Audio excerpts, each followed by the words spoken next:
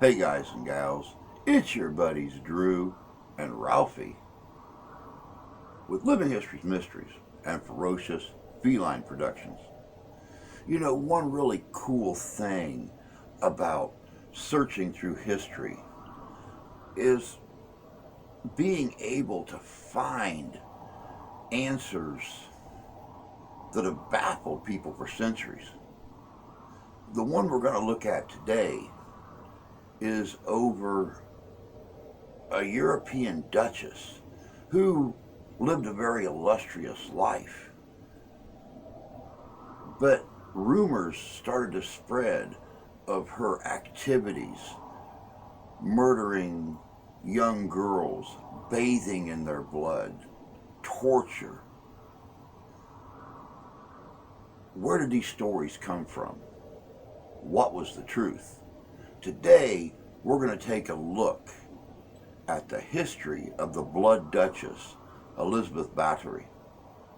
And we're going to find out what historians and researchers have discovered about this mysterious woman. You may be surprised. Check this out. This is good. Midwinter in a small Hungarian town. 50-year-old widow Countess Elizabeth Bathory orders one of her many servant girls to be held down and burnt with red-hot irons. The girl will not survive.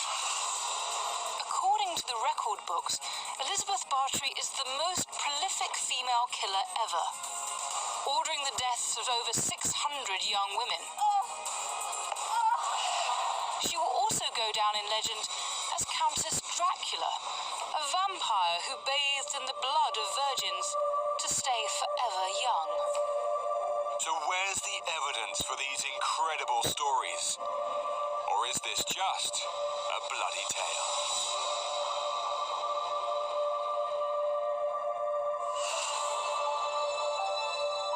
Hungary in 1610 was a kingdom divided.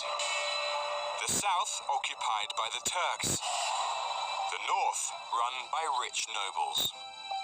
Here the poor lived as serfs, near slaves to their masters.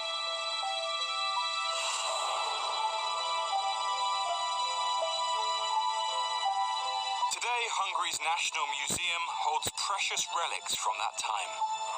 Amongst them, hidden from public view, is a portrait of the most famous of the great Bathory family, the Bloody Countess herself.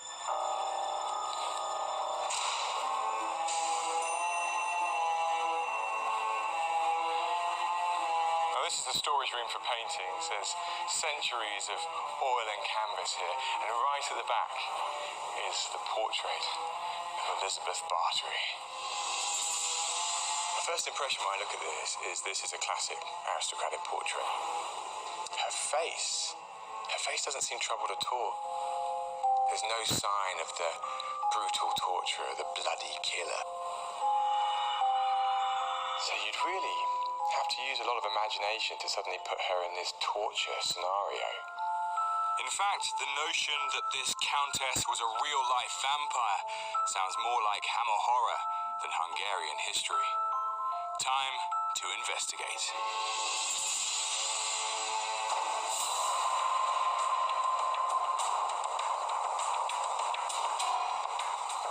Elizabeth Bathory was born into immense wealth. She married a powerful count, and when he died in 1604, Bathory was left with estates dotted throughout Greater Hungary. She was now the richest and most powerful woman in the land. But today, Elizabeth Bathory's fame doesn't rest on her great wealth or nobility. It rests on her record-breaking serial killing and incredible stories of her bathing in the blood of virgins. But now, I want to see if the evidence for these stories really stacks up. I've heard the castle of Vicca holds some clues. It was once the home of Hungary's top politician, Count George Thurzo. he heard rumours of goings-on at Elizabeth Bathory's house, so decided to pay her a surprise visit.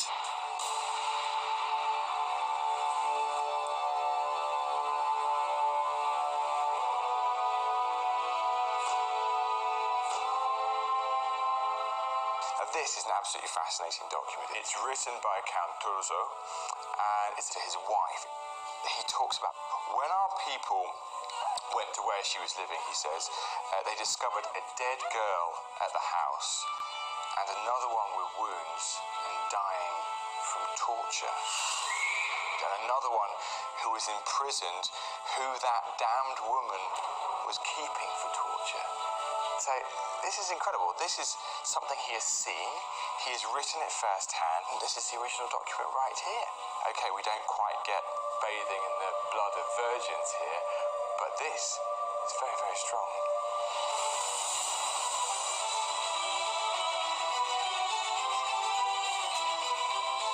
I arrived here suspicious, and I think you have to be with a story like this.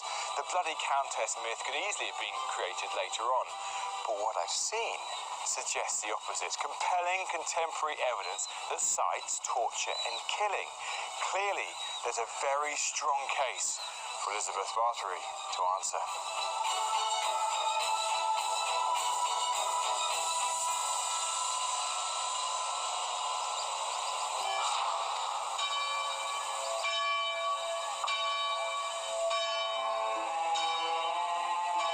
Turzo's famous raid on Elizabeth Bathory took place in this village 400 years ago. Today, most of Bathory's alleged House of Horrors has disappeared. But historian Dr. Graham Murdoch took me down to what remains, the cellar. Here at the crime scene, Bathory's servants were interrogated, and they told some incredible tales about their mistress. She's accused of ordering that some servants were left out in the snow, were covered with cold water and left to freeze. And there's a range of other things involving fire, involving hot metals that are pressed against young girls' flesh.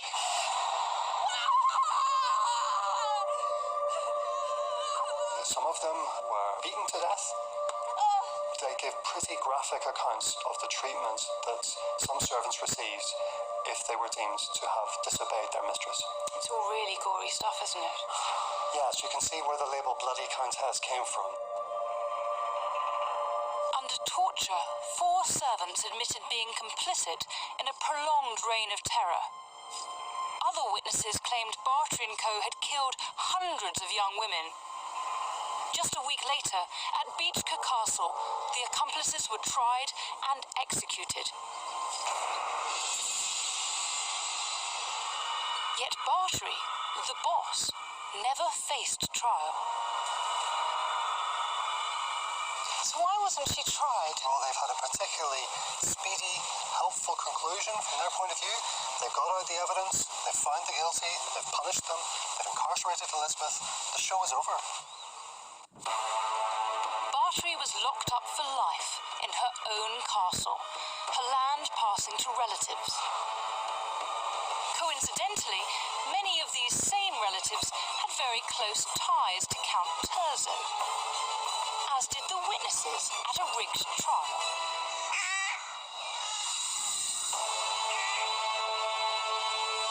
We know that all those people had something to gain from getting rid of Elizabeth Bathory, and that must make us suspicious about their motives and about the veracity of the stories which emerged from the trial. So should we distrust the witnesses' claims that Bathory slaughtered hundreds? If we look at the evidence of those who were convicted, they come up with the numbers 30 to 50, so that must be the outside estimate. Graham thinks the record books have it wrong, and so have writers who claim Bathory was a real-life vampire. The notion that Elizabeth bathed in blood in some effort to preserve her own beauty or in an attempt to stop the aging process, this has absolutely no foundation in contemporary evidence, but makes for a very good story. The fact fact that the evidence against Bathory was obtained under torture and that she herself wasn't tried means that there are these huge gaps in our knowledge. And where the gaps exist, myths have grown up to fill them. Yet I wonder if we should go even further in our myth-busting. How much of the evidence against the Bloody Countess can we really trust?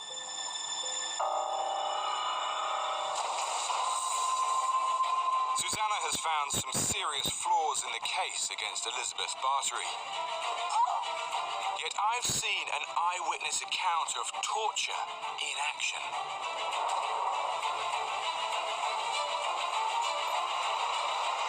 To make sense of the conflicting evidence, I'm heading to the Hungarian National Archives. Here, historian Dr. Gabor Varkonyi has trawled hundreds of testimonies from the Bathory case. Gabor, how are you doing? I'm Joe. Hi, Joe. It's led him to a startling conclusion. Well, I think she was innocent because the historical person of Elizabeth Bathory, according to mine and some colleague of mine opinions, wasn't this evil figure. Let me show you something. What kind of instruments is it? It doesn't look pleasant. I'm going to guess it's a torture device. This instrument came from the Medical Museum of Hungary. Okay. And this is a healing instrument. This instrument's exactly used to burn the wounds, stop the bleeding. Gabor believes much of the torture mentioned by witnesses was healing. She wasn't killing these servants, but trying to save them. And what about Count Torzo? Because when he arrives at Bathory's home, he finds one girl dead and another dying. I mean, surely that's pretty damning evidence. We don't know the cause. Why was that girl dying? Because of illness? But nobody asked her what happened with her. There was no testimony of this person, and it's very, very strange things in this case that the star witness is missing.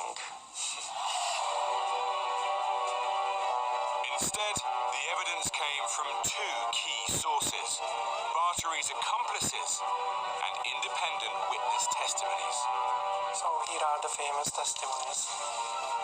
Gabor discovered the most damning testimony came from 7 of Bathory's oldest servants. He thinks the Bloody Countess rumours started with them. I think if someone tried to create a conspiracy around Elizabeth Bathory, probably these 7 people tried something. Once the gossip was out, everyone wanted to believe it. Turzo could now remove a powerful local rival, whilst Bathory's relatives could seize her old land. But this still leaves the question of the accomplices and their confessions. The confessions of them were taken by torturing. They were pulled and spinned and burned, and in a very, very strong pain, just confessed what the investigators wanted to hear. You don't think because of the torture, you just don't think it can be reliable? Yes, I think so. But do you really think she was completely innocent? Do you not think there was some torture, some killing, some brutality? Maybe not 650, but do you really believe it? I believe in it. According to Gabor and others, this was a monumental stitch-up. Illness, early deaths, and cruel beatings, all common among servants, were used to paint a picture of a monster. And Bathory was never given a chance to defend herself. Clearly these were brutal times.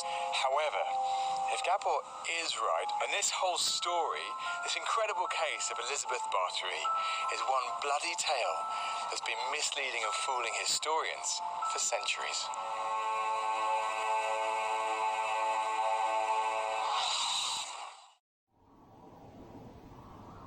Welcome back. You know, it's like I said in the beginning. This woman was a major property holder. She had estates all over the countryside. She had properties and lands that rivaled some of the most powerful people in Europe at the time. Why all of a sudden did her own people make these accusations against her?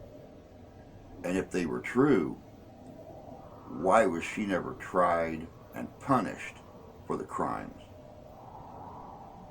Was it all lies to get her property, to get her out of the way? Did her family and the local politician work together to frame her for these crimes?